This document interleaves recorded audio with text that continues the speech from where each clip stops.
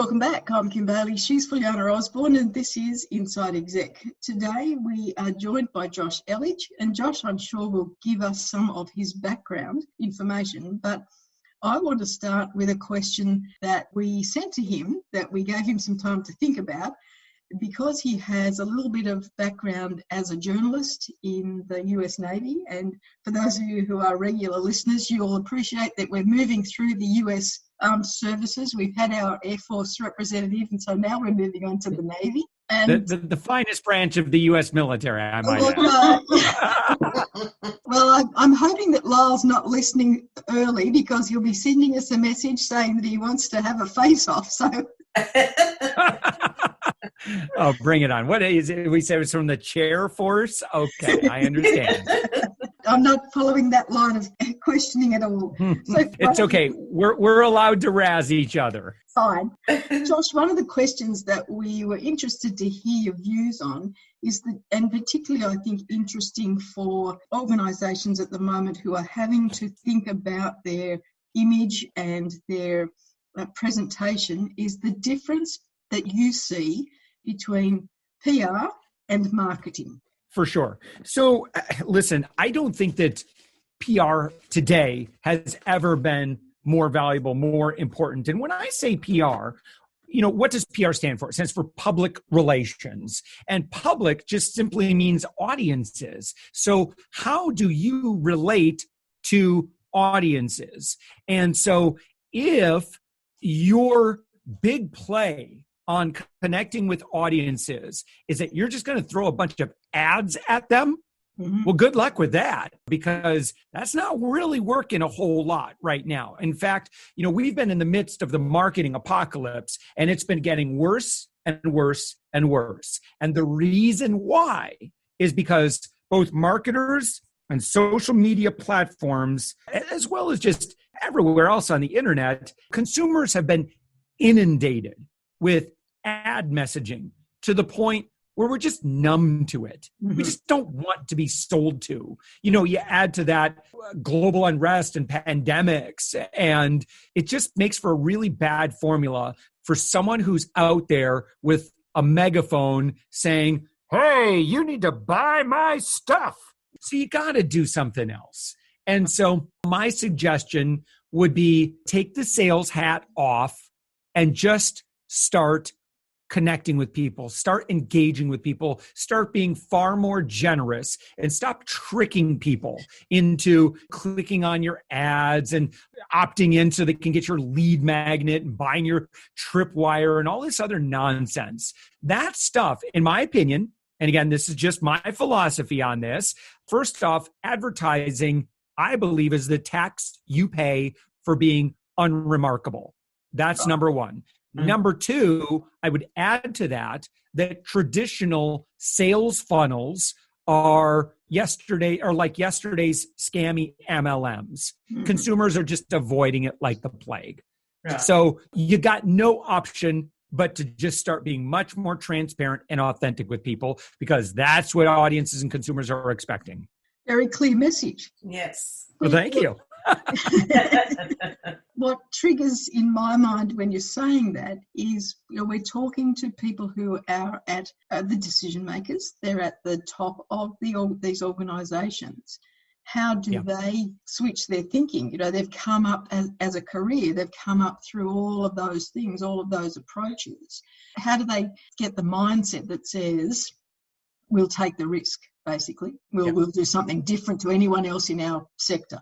Well, people are at the top of their game and are with very successful companies. I'm not telling them anything new. They all know this. There's a really good book, I think one of the best books that came out last year, the very beginning of last year. It's called Marketing Rebellion. I highly recommend that. And so you'll know firsthand, this is what Fortune 500 companies all know, is they know that consumers don't want to be shouted at, sold to. Consumers do, however, want to engage, but they want to engage in a fun way. They want to engage in a non-salesy way. And really, I think the best that we can hope for is attention. And so what are some ways that you can earn attention?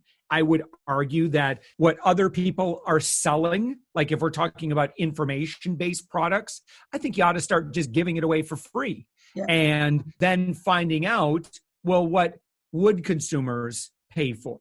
And so like if you're an agency, it's amazing how many agencies' websites I go to, and there's absolutely like no video of the founders just giving value.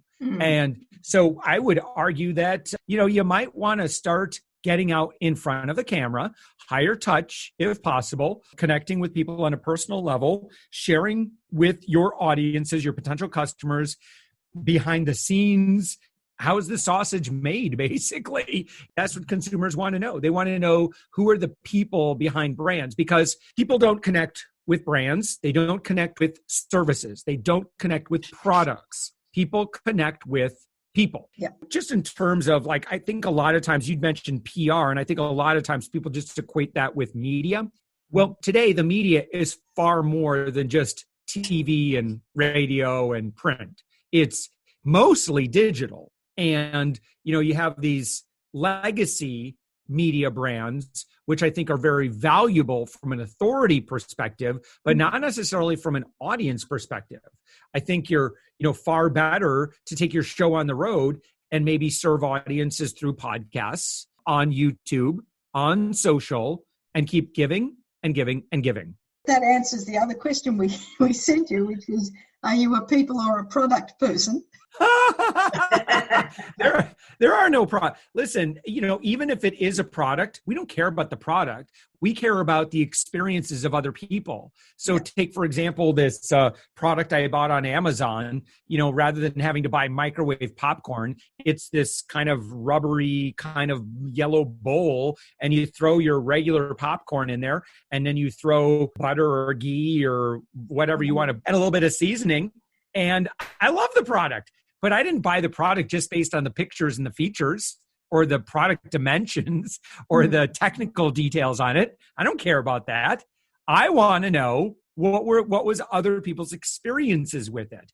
Yeah. I want to know, does it work? And I want to hear other people say, I bought this product. I love it. It made my life better. Then in my mind, I think, well, if it worked for them, I will probably have a similar experience. And I think that's very true as we look at the increase in businesses who rely on reviews for their product selling, basically. Who doesn't rely on reviews? Because again, consumers are looking for user-generated content, conversation. People don't really care so much about you or your product. They care about the outcome. Like they like you, they want to know who you are, right? But what they want to know is, what is the outcome that you create? And can you share some stories, or can you introduce me to other people so that I can learn from their experiences? Mm-hmm. So, one thing that we like to do a lot, like at our website, I interview my clients. And they're generally pretty short little videos, but I just ask them to say, what was your experience in working with us? What was your outcome? What would you say to someone who's considering having us help them build their sales system, for example? I mean, that's probably what we're best at, believe it or not. I mean, I know historically we've been known for getting our clients media placements, but believe it or not, that it's just, 2020 is such an interesting and transformative year that if you aren't acting quick, and if you're just relying on, well, I guess people just aren't buying my product like they were last year, but maybe they will next year. Man, I would not recommend that way of doing business. I would recommend you figure out what people want and need right now and try to anticipate what people are going to want and need in the years ahead and start doing that.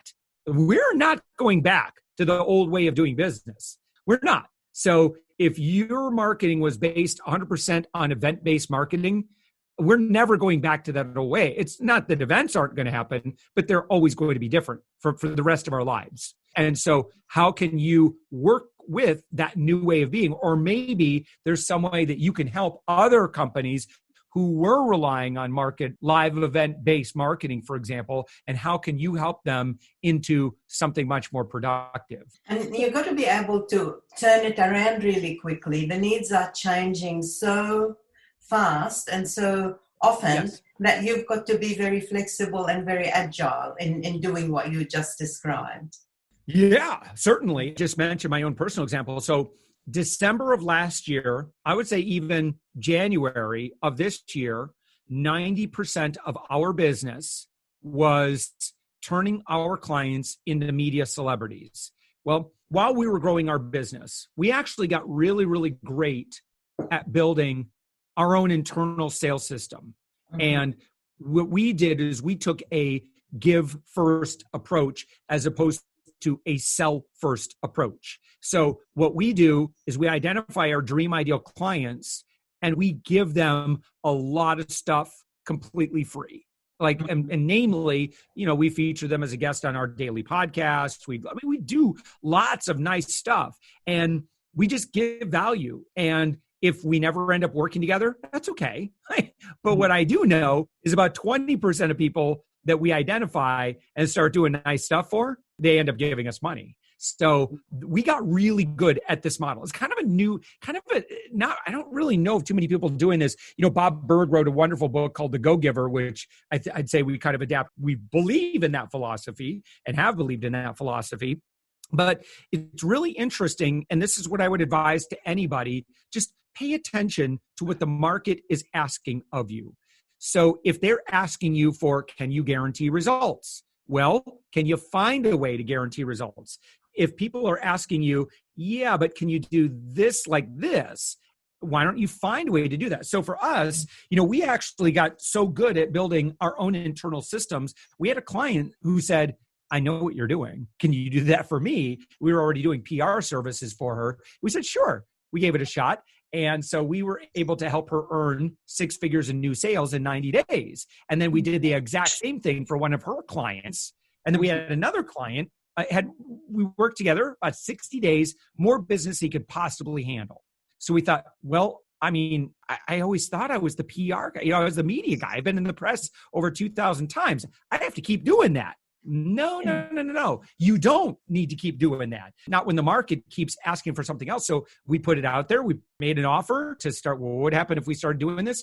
And lo and behold, 2020, we have had 7 consecutive months of 10 to 20% growth month after month after month after month. Impressive. Yeah, every single month has been up and to the right. We're triple what we were toward the beginning of this year as a result of paying attention to the market. What the market needs right now is help with sales and marketing, because the old school ways of sales and marketing are really not working well today, let alone that there was already writing on the wall at the beginning of last year or the end of last year. When you say to start off by giving information, giving things for free, you don't see that as a cost. You see that as an investment. Totally. I'd much rather give value and do a give back to an audience or community or an industry and just do an act of public service and do it in a way where, your worst case scenario is someone goes, man, Josh, thank you so much. Like, look, I don't really need your service right now, but I tell you what, I probably have a couple of other people who do.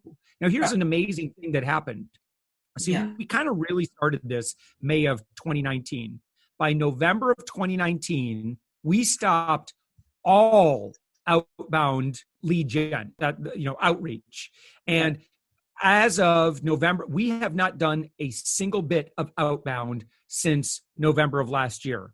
Everything we get, and as an agency, we get about 5 to 25 appointments every single week, 100% inbound. It's not SEO. It's not paid ads. It's not even that our social media is real. It's okay. It's good, but it's not spectacular. It's that, hey, if you go talk to Josh, he'll hook you up. And so word just gets around. Yes. Very powerful. We're known as the agency that just like, look, we're really good at what we do. And we're going to do you a solid if you otherwise qualify. We might take a break in our discussion at this point. Join us next time for part 2 of our discussion with Josh Elledge. But for now, I'm Kim Bailey. She's Fulyana Osborne, and this is Inside Exec.